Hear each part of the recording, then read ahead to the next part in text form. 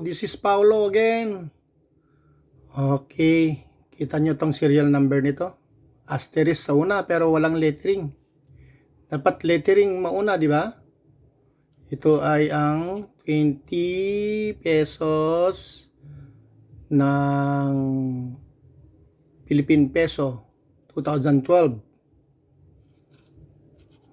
Yan ang mukha ni Manuel L. Quezon. Batang-bata yan. Yan, Manuel L. Quezon. Under Benigno Aquino Jr. The third, is not junior. Yun ang Pangulo ng Pilipinas for 2012. And Tetangco Jr.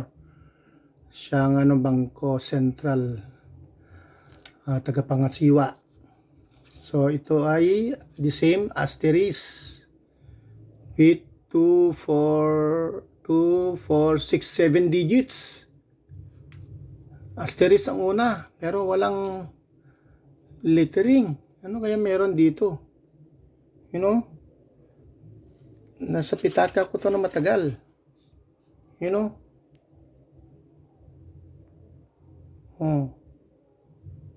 Naitago ko sa pitaka ko ito nung pumunta ako sa Canada.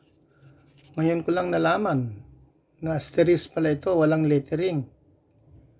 Ano kaya value? May value ba ito? Kano kaya ito?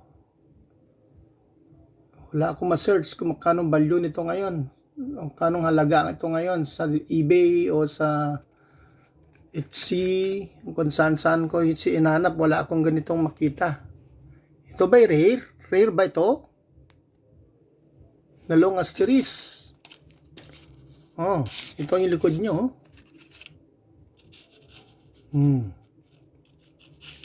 Yan ang likod niya. Manawi Rice Terraces World Heritage. So yan. Naka-fold pa. Fold pa na crumpled. Naghanap ako ng coins ko kanina. Pero ito, nahanap ko pala ito. Naka-fold pa sa pitaka ko. Tagal na pala ito. Nakatago kasing old pitaka ko nun. You know?